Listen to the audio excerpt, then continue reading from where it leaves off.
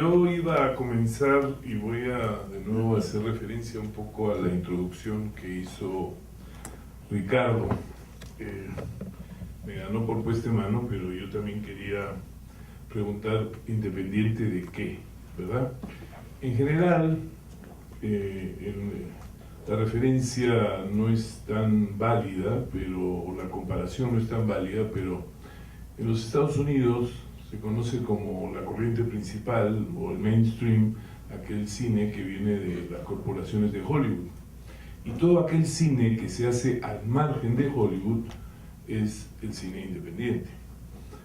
En el caso europeo, aquel cine, digamos, no existen las grandes corporaciones con la misma dimensión que en Hollywood, pero existen los grandes fondos de los institutos, de los gobiernos regionales, de las fundaciones, y todo el cine europeo, fundamentalmente el gran cine europeo, se financia con recursos estatales y de fundaciones.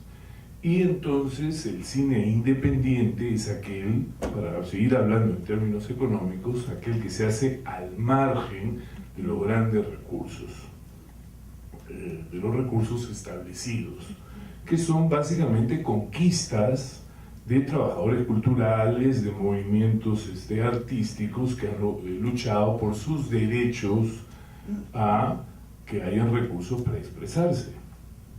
Ahora, lamentablemente, todos los proyectos que terminan convirtiéndose en las corrientes principales de producción empiezan a tener perfiles estéticos y a tener características con ciertos moldes y uniformidades. No todo el cine europeo, felizmente, y ahí salen los grandes artistas, y podemos ahí empezar a hablar de el cine independiente en términos expresivos, como decía Ricardo. Hay también un concepto de cine independiente que no está necesariamente ligado a los fundamentos económicos, a la producción que la ha hecho posible.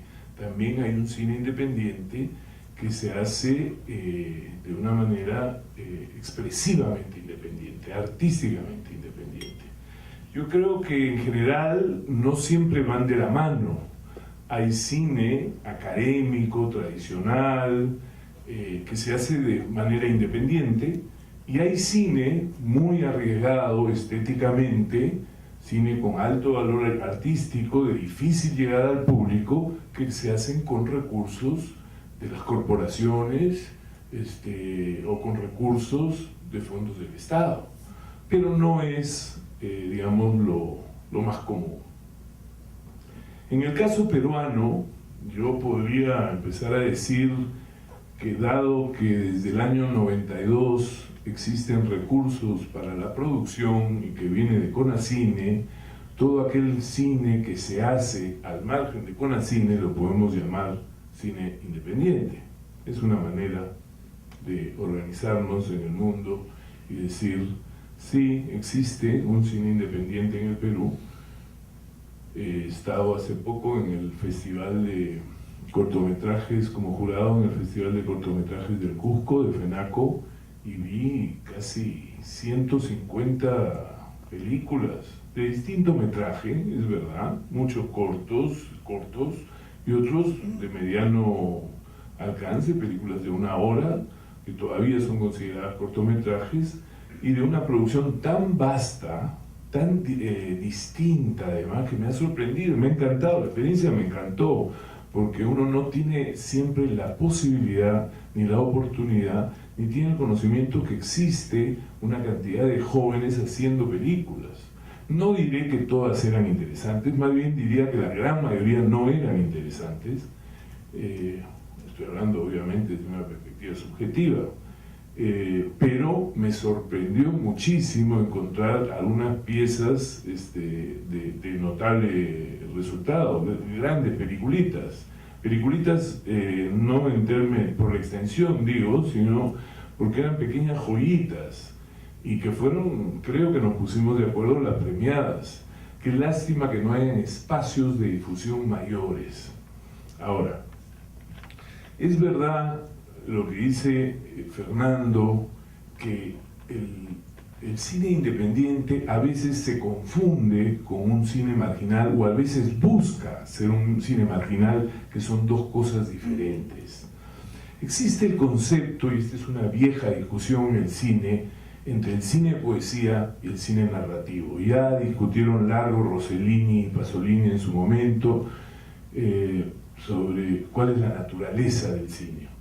Yo siempre, y con mi amigo Augusto Tamayo hemos tenido discusiones, y él me decía, a mí no me importa el público, yo no hago mis películas para el público, yo hago las películas que yo quiero hacer, las que a mí me gustan, las que a mí me da la gana, y si al público le gusta o no le gusta, no es mi problema. Yo le decía, tú eres un poeta.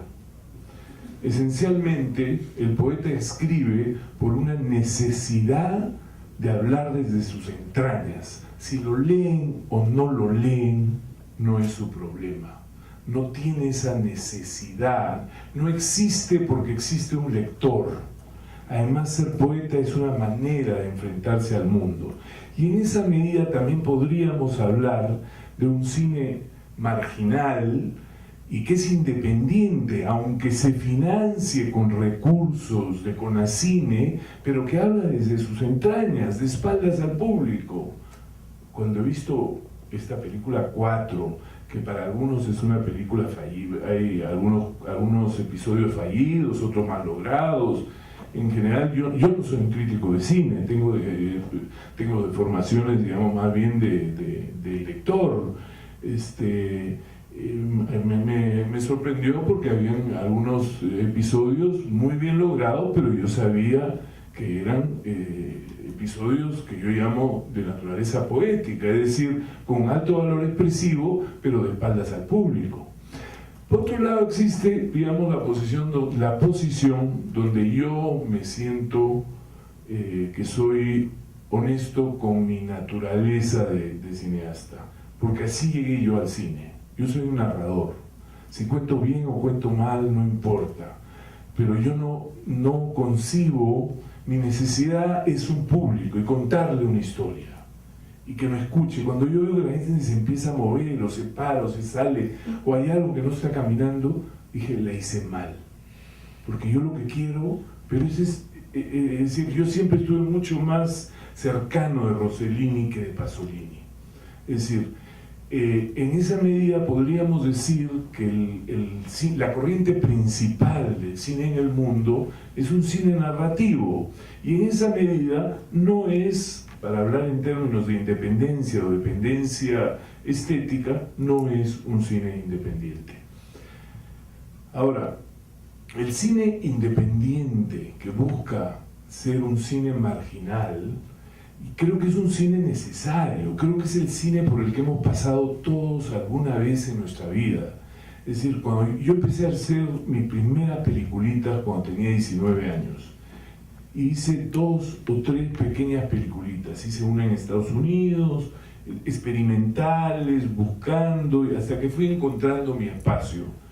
Era cine de escuela, las primeras cortometrajes que uno hacía. Lo que pasa es que rápidamente el esquema de producción durante los años que duró la ley, la famosa 19327 de cortometrajes, nos fuimos encasillando y terminamos haciendo cortos de molde, porque teníamos un techo económico y porque terminábamos formando empresitas que tenían que tener réditos económicos para seguir existiendo, y terminábamos en una oficinita donde cobrábamos salarios y terminamos haciendo unas pequeñas industrias, mini industrias. ¿Te acuerdas, Mario? O sea, eso era. Entonces buscábamos hacer pequeñas películas funcionales que no salieran de los 3-4 días de rodaje, con los presupuestos que no podían pasar de $10.000, porque las películas recaudaban 13 o 14 y teníamos que tener una pequeña utilidad para cobrar un pequeño salario. Ya estábamos casados, ya uno tenía un hijito, ya había que queríamos vivir de eso y pagar una familia, ¿no es cierto? Es decir, es difícil. Solo algunos lo logran, y ojalá, mi querido amigo que acabo de conocer, Fernando, que he visto las películas, Encierro y no es alucine, es alienados, ¿no? Alienados, ¿no? Sí, alienados sí. No es tuya, actúas nomás, Sí. ¿no? Encierro sí es tuya, sí. Siga trabajando en la misma línea, de decir, porque creo que es un cine que tiene su espacio y alimenta, es decir, no nos olvidemos que Andy Warhol era no solo un cineasta independiente, era un cineasta absolutamente marginal y